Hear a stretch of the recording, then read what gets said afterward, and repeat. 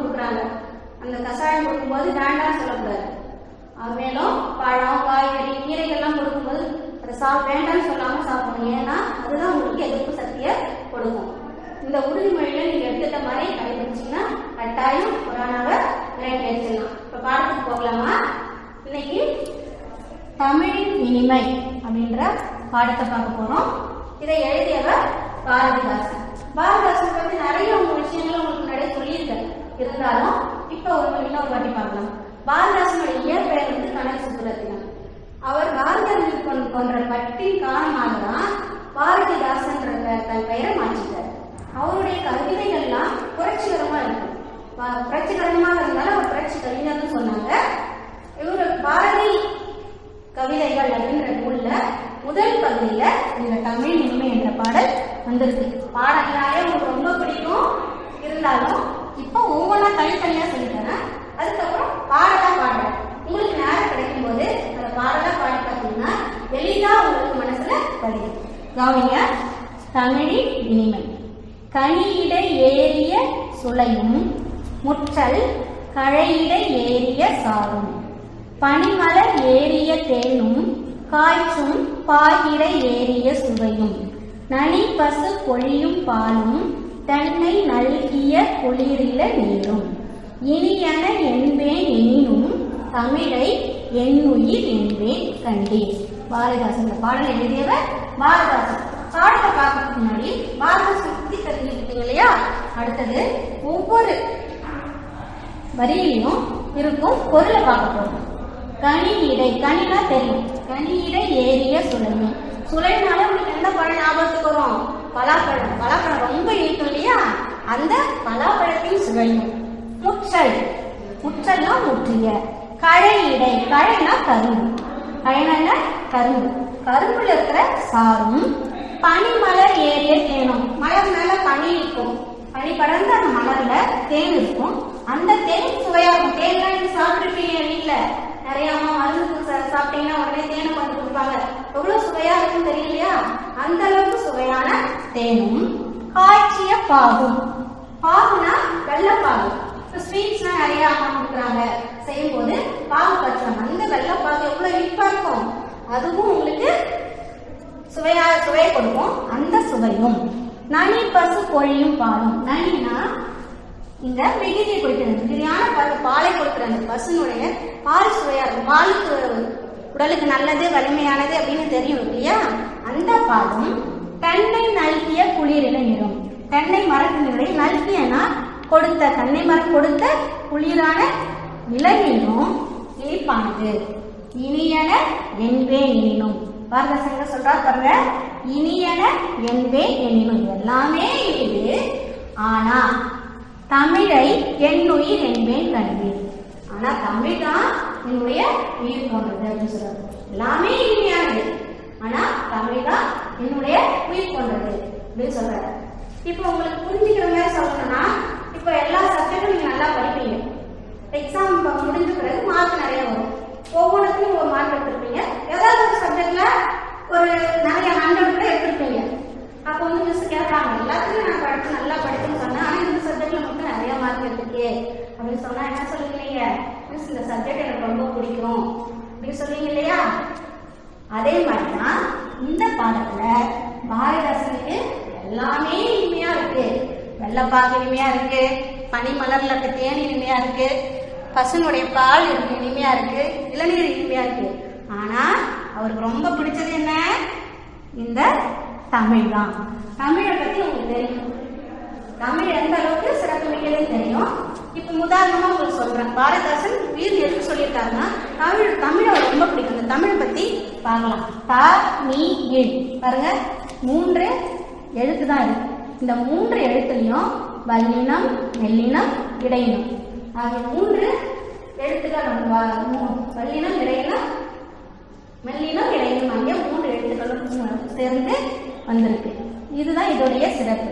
மேலும் தமிழுக்கு நிறைய அடைமொழிகள்லாம் இருக்கு. தேன் தமிழ், நற்சமிழ், அன்னை தமிழ், கன்னி தமிழ், இந்த மாதிரி நிறைய அடைமொழிகள்லாம் இருக்கு. எவ்வளவு இருக்குன்னா 130 அடைமொழிகள் தமிழுக்கு. அந்த அளவுக்கு சிறப்பு மிக்கது தமிழ். அதனாலதான் அந்த தமிழ் பாரதிதாசனுக்கு ரொம்ப பிடிச்சது. இதை வந்து நீங்க எப்பயுமே ஒரு பாடலை வந்து பாடி பார்க்கும்போது தான் எளிதா மனசுல புரியும். உங்களுக்கு எப்பயுமே பாடல் தமிழ்னாலே பாடல் எப்ப வரும், எப்ப நம்மளுக்கு மிஸ் பாடல் சொல்லி தருவாங்க அப்படின்னு ஆசையா இருப்பீங்க இல்லையா? இந்த பாடலும் நான் வந்து பாடி வீட்டுல நேரம் இருக்கும்போது பாடி பாருங்க. கனியிட ஏறிய சுளையும் முற்றல் கழையிட ஏறிய சாரும் பனிமலர் ஏறிய தேனும் காற்றும் பாகிட ஏறிய சுவையும் நனிபசு பொழியும் பாலும் தென்னை நல்கிய குளிரில நீரும் இனியன என்பேன் எனினும் தமிழை என்னுயிர் என்பேன் கண்டீர். இத மாதிரி நீங்க வீட்டுல பாடி பார்த்துட்டே இருந்தீங்கன்னா உங்க ஞாபகத்துல இருக்கும். இப்போ வந்து ஒரு பாடத்தை கவனிச்சோம்னா முதல்ல பொருள்கள்லாம் என்ன அப்படின்னு பார்க்கணும். பொருள் கூறுப்பாங்க. கழை, கழை, கழைனா என்ன? கரும்பு. நனினா மிகுதி. நல்கிய, நனினா என்னது? நனி பசு, மிகுந்த பாலை கொடுக்கின்ற பசு. நல்கிய, நல்கியனா வழங்கிய அப்படின்னா. இந்த பொருள் எல்லாமே தெரிஞ்சிச்சுன்னா உங்களுக்கு பாடத்தை எளிதா புரிந்து கொள்ள முடியும். உங்களுக்கு பாடம் புரிஞ்சிச்சு அப்படின்னு தெரிஞ்சுக்கணும்னா ஒரு 10 கொஸ்டின் கேள்விகளை நான் சொல்லுவேன். அந்த 10 கேள்விகளுக்கும் உங்களுக்கு விடை தெரிஞ்சுன்னா இந்த பாடம் உங்களுக்கு புரிஞ்சிருக்குன்னு நீங்களே தெரிஞ்சுக்கலாம். கனினா என்ன? கனினா பழம் முதல்ல. அடுத்தது கனி, கனி என்ற சொல்லி பொருள் என்ன? இதுக்கு உங்களுக்கு தெரியும். கனினா பழம். கழை என்ற சொல்லி பொருள். கழைனா கரும்பு. இந்த பாடலை யார் இயற்றினார்? யார் எழுதினது? பாரதிதாசன். பாரதிதாசன் எதெல்லாம் என்ன அப்படின்னு சொல்லியிருக்காரு? என்ன சொல்லியிருக்காரு? கனி, கரும்பு, பால், தேன், அது எல்லாத்தையுமே இளநீர், இது எல்லாமே இனியன சொல்லியிருக்காரு. அதனால எதையெல்லாம் இனியன சொன்னாரு அது சொல்லிடலாம். அடுத்தது உங்களுக்கு என்ன பிடிச்சது அப்படின்னு கூட நீங்க இந்த பாடத்துல தெரிஞ்சுக்கலாம். என்ன பிடித்த விஷயங்களை எழுதலாம். அடுத்தது தமிழை உயிர் போன்றது அப்படின்னு பாரதிதாசன் சொன்னார் இல்லையா? எதை உயிர் போன்றது சொன்னாரு? தமிழை உயிர் போன்றது சொன்னார். இந்த மாதிரி இந்த கேள்விகளுக்கு உங்களுக்கு விடை தெரிஞ்சதுன்னா கட்டாயம் உங்களுக்கு இந்த பாடம் புரிஞ்சுதுன்னு அர்த்தம். திரும்பவும் சொல்றேன், திரும்ப நல்லா கவனிங்க. கனியில் உள்ள சாரும் சுளையும், கரும்பில் உள்ள சாரும், மலரில் உள்ள தேனும், காற்றும் பாகில் உள்ள சுவையும், பசு தந்த பாலின் சுவையும், தென்னையின் குளிர்ந்த இளநீரின் சுவையும் இனிமையானது. ஆனா தமிழ் தான் என்னுடைய உயிர் போன்றது என்று பாரதிதாசன் சொல்லியிருக்காரு. இந்த 10 கேள்விகளுக்கு விடை தெரிஞ்சுச்சுன்னா நீங்க கட்டாயம் இந்த பாடலை புரிஞ்சுக்கீங்க. அடுத்தது உங்களுக்கு சில வீட்டில் நிறைய நேரம் கிடைக்குது. சில பயனுள்ள செயல்களை செஞ்சீங்கன்னா நீங்க உங்க நேரத்தை பயனுள்ள வகையில பயன்படுத்தலாம். இப்ப இந்த கொரோனா நேரம் இல்லையா? இப்ப அம்மா எல்லாருமே வீட்டில் இருப்பாங்க. அப்ப அம்மாவுக்கு நிறைய உதவிகளை செய்யலாம். அதனால் வீட்டை அலங்காரம் பண்ணும் போதோ இல்லை சுத்தப்படுத்தும் போதோ சமையலையோ ஏதாவது ஒரு வேலை உங்களால் செய்ய முடிஞ்சு செய்யலாம். அடுத்தது வீட்டில் செடியெல்லாம் இருந்ததுன்னா தண்ணி ஊற்றலாம். இப்போ வந்து நான் உங்களுக்கு ஒரு எளிதான ஒரு அட்டவணை இப்போ அட்டவணையை வீட்டில் வந்து போட்டுக்கலாம். தேதி, முதல்ல தேதி, நேரம், நீங்கள் செய்யக்கூடிய வேலைகள் என்னென்ன, செய்து முடித்த வேலைகள் அப்படின்னு போட்டுட்டு உங்களுக்கு சில நிறைய புக்குங்க வீட்டில் வச்சுருப்பீங்க. எப்பயுமே திருக்குறள் புக்கு உங்கள் கையில் இருக்கும், ஜிகே புக்கு கையில் இருக்கும். அடுத்தது டிக்ஷனரி இருக்கும். இந்த மாதிரி புக்கு இருக்கு இல்லையா? அதில் திருக்குறள் ஒரு நாளைக்கு 2 திருக்குறள் படிச்சுக்கோங்க. டிக்ஷனரியில் ஒரு 5 புதிய வார்த்தைகளை படிங்க. அடுத்தது ஜிகே கொஸ்டின் ஒரு 5. அடுத்தது டெய்லி நியூஸ் பேப்பர் படிங்க. உங்களுக்கு எப்பயுமே நிறைய கேப் இருக்கிறதுனால அந்த 5 மாதங்கள் கிட்ட உங்களுக்கு விடுமுறைன்றதுனால நீங்கள் அந்த நேரத்தில் உங்கள் பாடத்தை மறக்கக்கூடிய சூழ்நிலை கூட இருக்கும். அதனால எழுத்துக்களை திரும்ப திரும்ப சொல்லி பார்க்கணும்.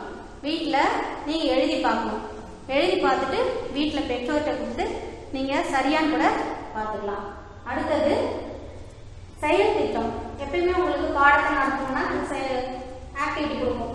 ஆக்டிவிட்டி கூட நீங்கள் இப்போ செஞ்சுக்கலாம்.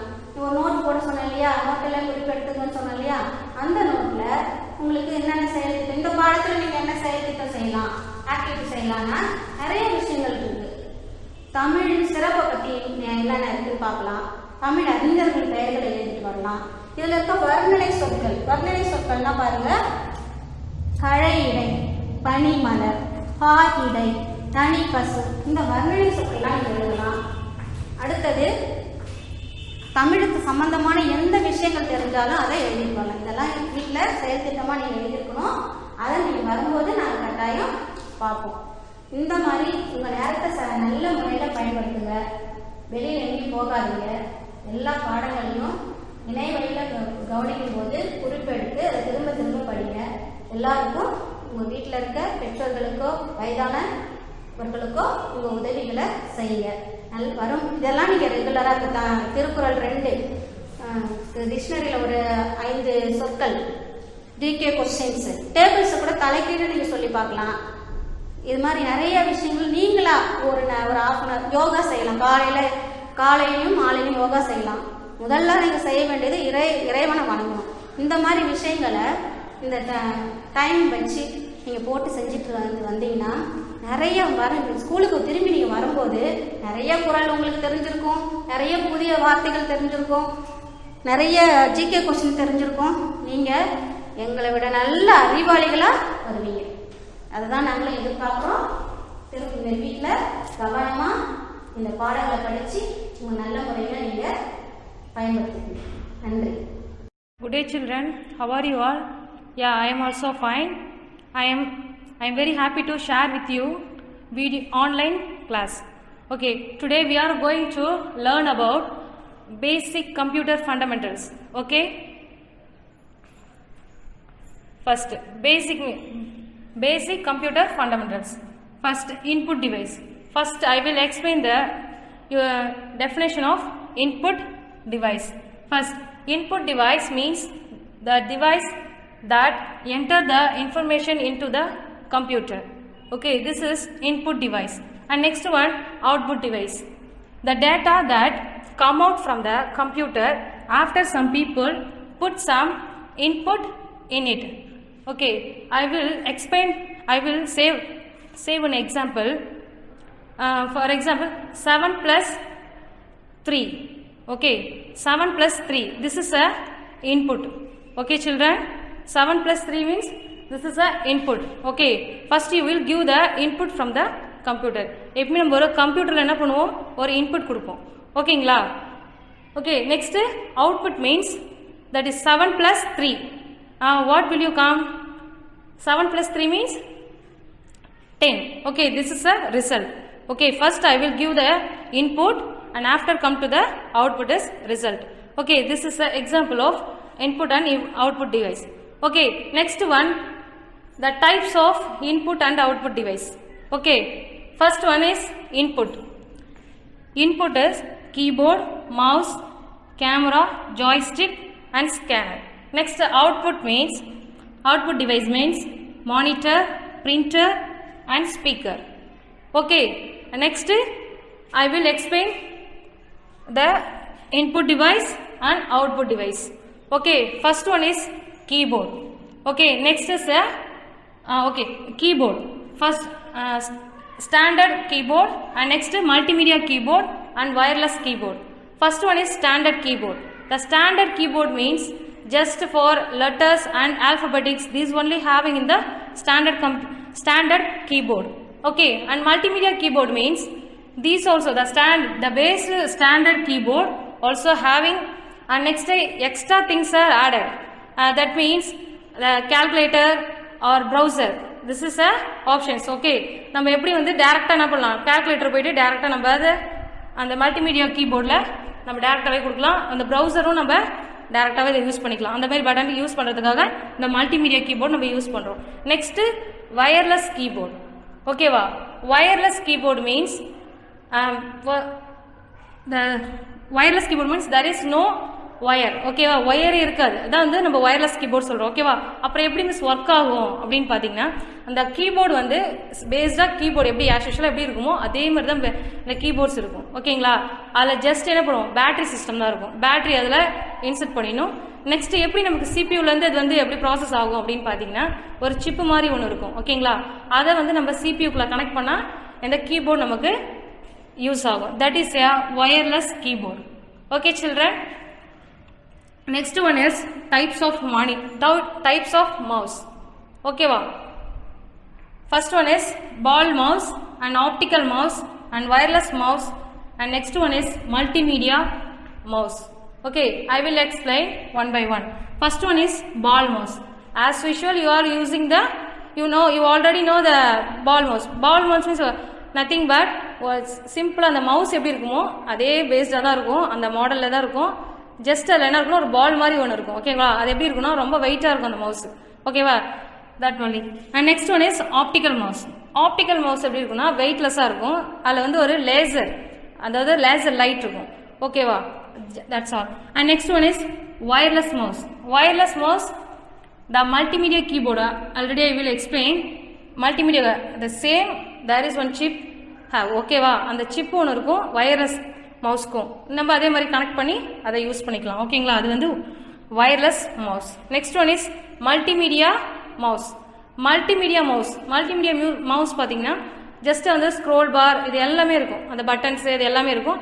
அதில் என்ன இருக்குன்னா ப்ரீவியஸாக நம்ம என்ன பண்ணுவோம், டாப் அண்ட் டவுன் அது மாதிரி இருக்கிற இது எல்லாத்தையும் நம்ம யூஸ் பண்ணுறதுக்காக மல்டிமீடியா மவுஸ் ஜஸ்ட் அதில் ஆட் ஆகிருக்கும். ஓகேங்களா, and next one is types of camera. ஓகேங்களா, types of camera, you all are know the camera. ஓகேவா, first one is web camera and next video camera and digital camera. Web camera means you all are seen the our school also. ஓகேவா, web camera இருக்குமா, பார்த்துருக்கீங்களா எல்லாரும் நம்ம ஸ்கூலில்? Okay, that is web camera. And next one is video camera. Video கேமராலாம் எங்கெல்லாம் பார்த்துருப்பீங்க, ஃபங்க்ஷன்ஸில் பார்த்துருப்போம். அண்ட் நெக்ஸ்ட்டு நிறைய ஃபெஸ்டிவல்ஸ்க்குலாம் என்ன பண்ணுவாங்க, கேமராமேனை யூஸ் பண்ணுவாங்க. ஓகேங்களா, this is a video camera. ஓகேங்களா, next one is digital camera. Digital camera some peoples are having at home. நம்ம என்ன பண்ணுவோம், வீட்டில் டிஜிட்டல் கேமராஸ் யூஸ் பண்ணுவோம். அந்த டிஜிட்டல் கேமராஸ் நம்ம என்ன பண்ணுவோம், டூர் இந்த மாதிரி டூரிஸ்ட் பிளேஸ்லாம் போயிட்டு நம்ம என்ன பண்ணுவோம், ஃபோட்டோஸ் நிறைய எடுப்போம். ஓகேங்களா, அது வந்து என்னது செல்ஃபோன்ஸ் மாதிரி நம்ம யூஸ் பண்ணிட்டு இருப்போம். ஓகேவா, that is a digital camera. And next one is types of monitor. ஓகேங்களா, types of monitor. First one is cathode tube, CRT. இதோட ஷார்ட் ஃபார்ம் எப்படி சொல்லுவாங்க, CRT monitor. Okay, next one is liquid crystal display. This is LCD. This is LCD monitor. Next, light emitting diode, LED. This is LED monitor. You all know CRT monitor and LCD monitor and LED monitor. Okay, I will explain. CRT monitor means ஒரு எப்படி இருக்கும்னா monitor வந்து சாதாரணமாக TV மாதிரி இருக்கும். ஓகேங்களா, அதுதான் வந்து என்னது CRT monitor. Next liquid crystal display, அது எல்சிடி மானிட்டர். அது எப்படி இருக்கும் அப்படின்னு பார்த்தீங்கன்னா நம்ம லைட்டு செட்டிங்ஸ் எல்லாமே நமக்கு ஏற்ற மாதிரி அதை ரெடியூஸ் பண்ணிக்கலாம். ஓகேங்களா, அதனால அதோட ஃபியூச்சர்ஸ் எல்லாமே இல்லை அந்த மாதிரி ஒரு ஃபியூச்சர்ஸ் இருக்குது. ஓகேங்களா, next one is light emitting diode. அது எல்இடி மானிட்டர். இன்னும் கொஞ்சம் அட்வான்ஸாக நம்ம இதில் இருக்குது. அதோட சேமாக தான் இருக்கும். எப்படின்னா எல்சிடி மாதிரியே இது கொஞ்சம் சேமாக ஒரு அட்வான்ஸாக இருக்கும். ஓகேங்களா, நெக்ஸ்ட் டைப்ஸ் ஆஃப் பிரிண்டர். ஓகேங்களா, types of printer. First one is dot matrix printer and laser jet printer and inkjet printer. ஓகேங்களா, first one is dot matric printers. இந்த டாட் மேட்ரிக் பிரிண்டர்ஸ் எங்கெல்லாம் யூஸ் ஆகுது அப்படின்னு பார்த்தோன்னா நம்ம கவர்மெண்ட் ஆஃபீஸு இந்த மாதிரி அக்கௌண்ட்ஸு இந்த மாதிரி பார்க்குற ஆஃபீஸஸ் எல்லாத்துக்குமே இந்த டாட் மேட்ரிக் பிரிண்டர்ஸ் யூஸ் ஆகுது. இது ஏற்கனவே நீங்கள் பார்த்துருப்பீங்க. நம்ம பிரிண்டர்லாம் டைப்பிங் கிளாஸஸ்லாம் போகும்போது அங்கே யூஸ் பண்ணுவாங்க. அதில் எப்படி இருக்கும், அதோட இது என்ன இருக்கும்னா ரிப்பன் சொல்லுவாங்க. அது அதில் ரிப்பன் தான் இருக்கும். அதோட காஸ்ட் ரொம்ப வந்து கம்மியாக தான் இருக்கும். இதனால தான் நம்ம என்ன பண்ணுவோம், நிறைய அதில் இந்த நிறைய அந்த இதெல்லாம் அடிக்கிறதுக்காக, அதாவது ஃபைல்ஸ் எல்லாமே ரெடி பண்ணுறதுக்காக அந்த கவர்மெண்ட்டில் இதை யூஸ் பண்ணுவாங்க. ஓகேங்களா, next one is laser jet printer. Laser jet printer எங்கே யூஸ் பண்ணுவாங்க அப்படின்னு பார்த்தா மோஸ்ட் அந்த கம்பெனில யூஸ் பண்ணுவாங்க. ஆனால் அதோட இது என்ன எப்படி இருக்குன்னா ஒரு பவுடர் மாதிரி தான் அதில் போடுவாங்க. ஓகேவா, அதுதான் நம்ம லேசர்னு சொல்கிறோம். அந்த லேசர் இதை வந்து நம்ம எப்படி யூஸ் பண்ணுறோம் பார்த்தீங்கன்னா அதில் எதுவுமே வந்து இந்த பிக்சர்ஸ் எல்லாமே எப்படி இருக்குன்னா கொஞ்சம் ஸ்லோவாக தான் ப்ராசஸ் ஆகும். மற்றபடி அது வந்து எல்லாமே என்ன ஆகும், பிரிண்டர்ஸ் ஓரளவு நல்லா இருக்கும். அது மாதிரி யூஸ் பண்ணுறது laser jet printer. Next one is inkjet printer. Inkjet printers means நம்ம இங்க்கெல்லாம் யூஸ் பண்ணுவோம்ல, பென்னுக்கு யூஸ் பண்ணுற ஒரு இங்க், அந்த மாதிரி இதுக்கு ஒரு இங்க் யூஸ் பண்ணுவோம். ஓகேங்களா? இதில் பார்த்தீங்கன்னா கலரு, பிளாக் அண்ட் ஒயிட் எல்லாமே நம்ம இதை யூஸ் பண்ணிக்கலாம். ஓகேவா? This is inkjet printer.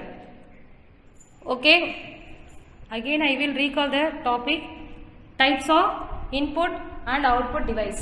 Okay, input keyboard, mouse, camera, joystick, scanner.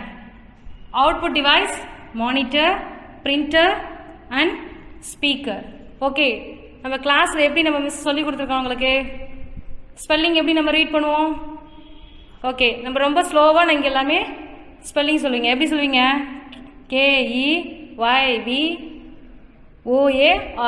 இந்த மாதிரி நம்ம படிப்போம் இல்லையா? அப்போ என்ன ஆகும், எல்லாருக்கும் மறந்து போகும்.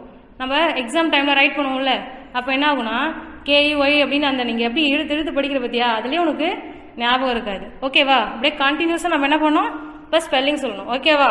KEYBOARD கீபோர்டு இந்த மாதிரி நீங்கள் படித்த அப்படின்னா கண்டினியூஸாக வரும்போது உனக்கு அந்த ஸ்பெல்லிங் மறக்காது. ஓகேவா children? Okay, next mouse. How to say? MOUSE. Say all of you MOUSE. Okay, next camera. CAMERA. CAMERA. Camera. Okay, joystick. JOYSTICK. Okay, next joystick. Next one scanner. Okay, SCANNER. Scanner. SCANNER scanner. ஓகேவா? இந்த மாதிரி நீங்கள் படித்த அப்படின்னா உனக்கு ரொம்ப ஈஸியாக இருக்கும். Next output. Okay, monitor. MONITOR monitor.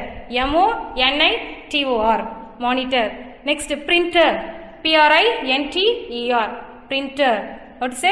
PRINTER printer. Okay, next speaker. SPEAKER speaker. SPEAKER speaker. ஓகேவா? இந்த மாதிரி நீங்கள் ரீட் பண்ணால் உங்களுக்கு ஸ்பெல்லிங் எப்பயுமே என்ன பண்ணாது, மறக்காமல் அங்கே எக்ஸாமில் நீங்கள் நல்லா சூப்பராக ரைட் பண்ணலாம். ஓகேவா? Okay, next. ஓகே சில்ட்ரன், தேங்க்யூவா. Good day children. I am very blissful to take this video class, and also I am thankful to our management for this great effort. During this quarantine, I hope you are all very well with your parents by God's grace. Today, we are going to learn a very interesting topic about our lesson, the first lesson in our 5th standard social science subject. Yes, before going to the class, let us discuss the address of our earth. Okay children, where do we live in the universe? Yeah, you all know we are all living on the earth. Okay, where is the earth located? The earth is located in the solar system. Where is solar system? The solar system is in the universe. So, in this class, I am going to teach how did the earth originate, how did the earth originate,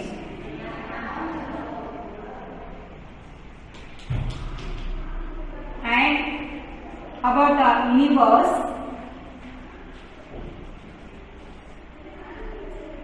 and galaxy and solar system.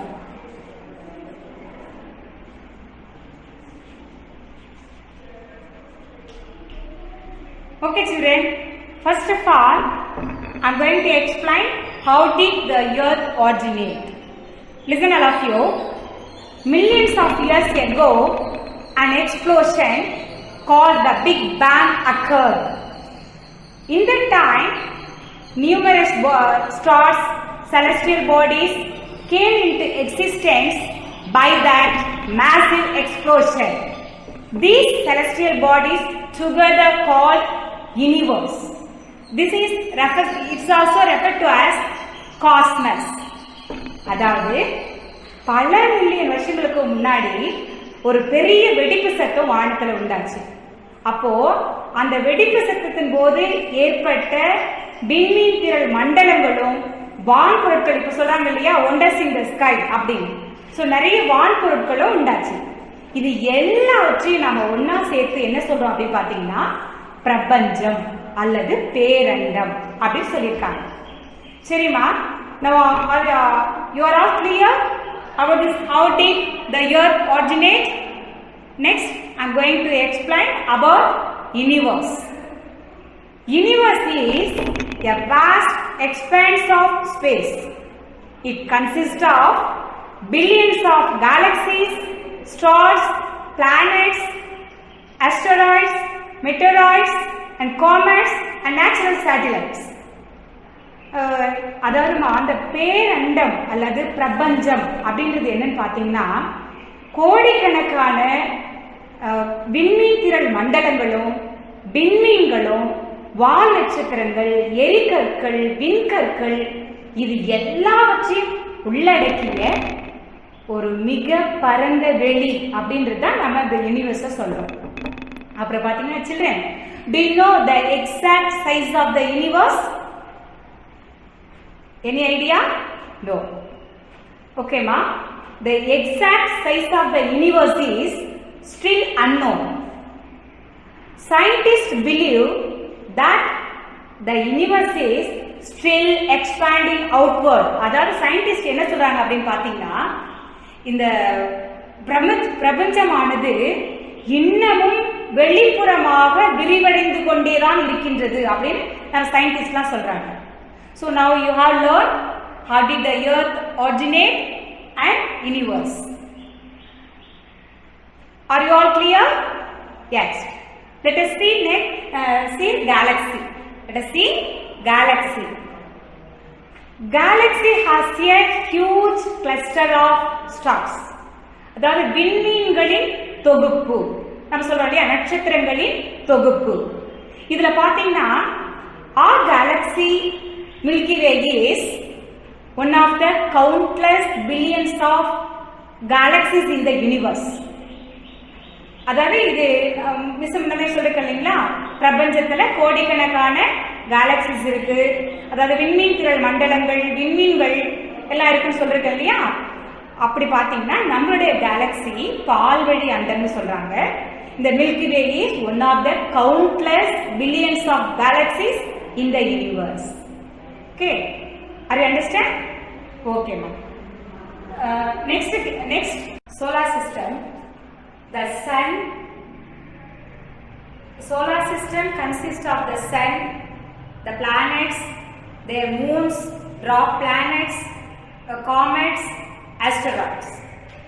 They move around the sun on a fixed path called an orbit.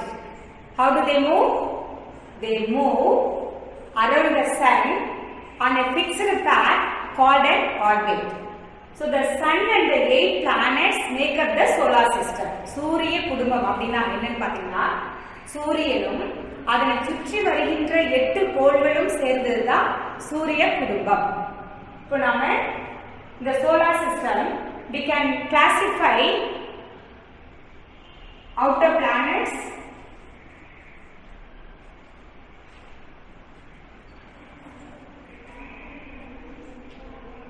inner rocky planets.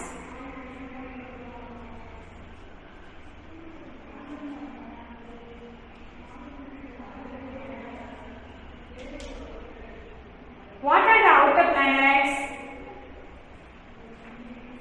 Jupiter, Saturn, Uranus and Neptune. They are all called outer planets.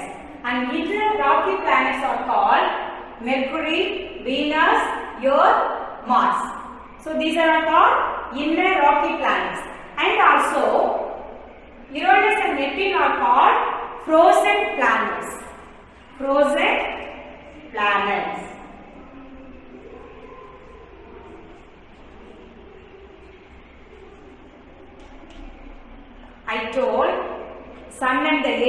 planets make up the solar system. Okay. Children, do you know how do the planets remain intact in space? Will you try? Yeah. Because the planets gravitationally bound. That's why still they are remain intact in space. So they are all gravitationally, not only planets, all the objects. Already told, no. What are they? Dwarf planets, asteroids, comets. All are gravitationally bound in the solar system. That's why they remain intact in space. Next, I'm going to say. Next, I'm going to say about some interesting facts about the planets. First one is Mercury. Mercury is the closest and smallest planet in the solar system. It takes only 88 days to go around the sun once, and it has no atmosphere, no satellites. Okay, children, so how many days does the Mercury takes to go around the sun once? Yeah, it takes only 88 days to go around the sun once. Next, it has no atmosphere, no satellites. And second planet is Venus. The second planet is in the solar system is Venus. It is the brightest object in the sky after the sun and the moon. Venus only the brightest object in the sky. That's why we call the brightest planet in the solar system. Which planet is called the brightest planet in the solar system? Yeah, Venus is the brightest planet in the solar system. And also we call morning star or evening star because we can see it just before the sunrise or sunset. Yeah, just on some days only we can see it just before the sunrise and sunset. So we can say it is the brightest object in the sky. Next we call morning star or evening star. And third planet are Earth. It is the fifth largest planet in the solar system, and you know it is possible to live on the Earth. Yeah, because the presence of land, earth and water. And listen now, the Earth is neither nor close or neither nor far away from the sun. So, and it supports life. Hence, it is called blue planet. What we call blue planet. And the Earth is made up of land and water. About 71% of Earth is covered by water and 29% by land. Say all of you, 79% of water, about water, and 71% of water and 29% of by land. Our Earth is covered. Then, what is the distance between from the sun and the Earth? Do you know, children? Yeah, the distance of nearly 150 million kilometer. 150 million kilometer between the sun and the Earth. So the distance is 150 million kilometer.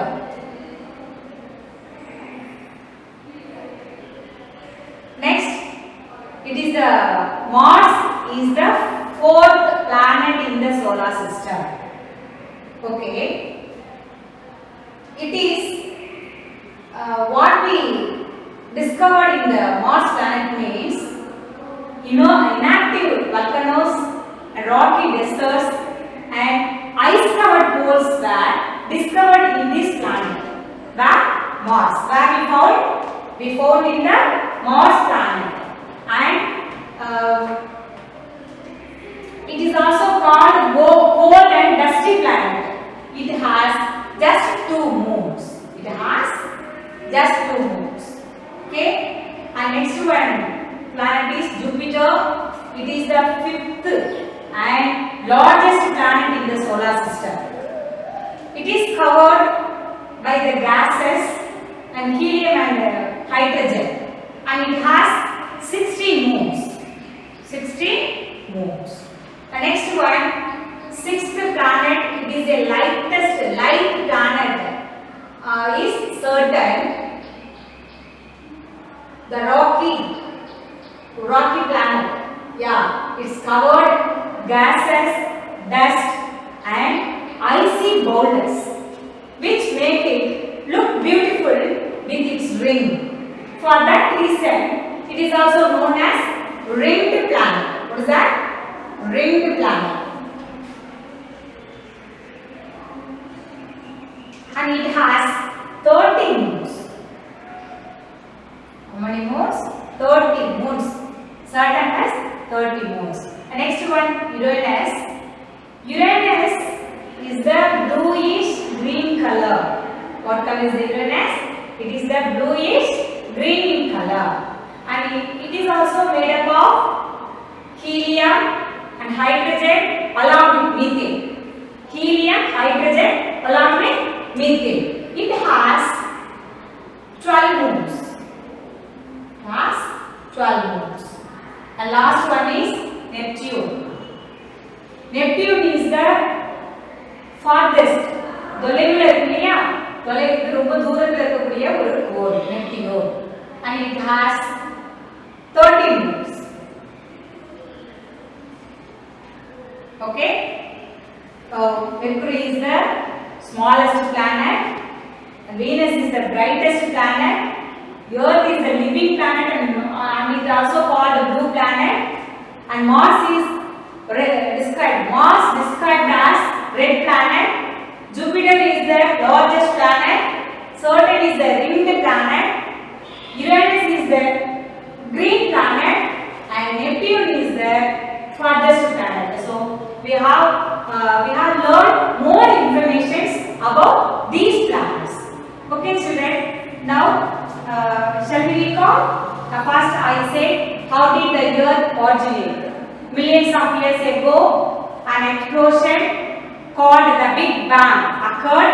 At the time, numerous stars and celestial bodies came into existence by that massive explosion.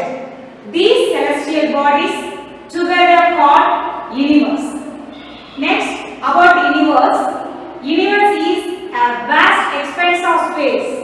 It consists of billions of galaxies, stars, planets, asteroids, meteoroids, comets and natural satellites. And the exact size of the universe is still unknown. Scientists believe that the universe is still expanding outward. And next, galaxy. Galaxy has a huge cluster of stars. Our galaxy, Milky Way, is one of the countless billions of galaxies in the universe. And next, solar system. Solar system consists of the sun, the planets and their moons, dwarf planets, asteroids and comets. These objects move around the sun on a fixed path called an orbit. So, the sun and the 8 planets make up the solar system. And we can classify in these planets, we call outer planets and inner rocky planets. Outer planets are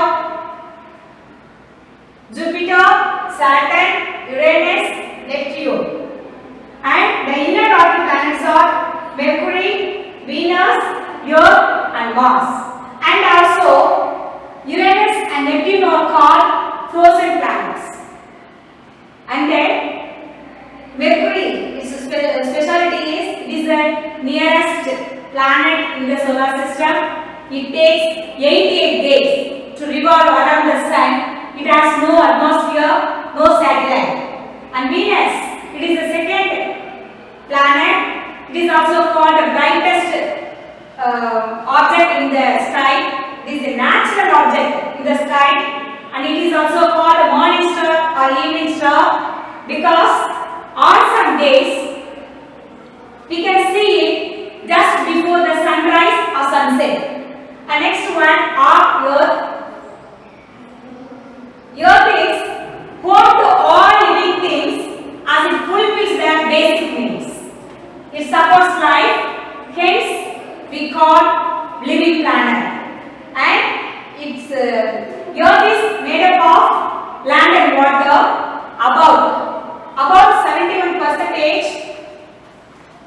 About 71% of Earth covered by water and 29% of covered by land. So it is also called blue planet. The next one is Mars. It is described as red planet because of the iron and minerals giving to the color in the Mars.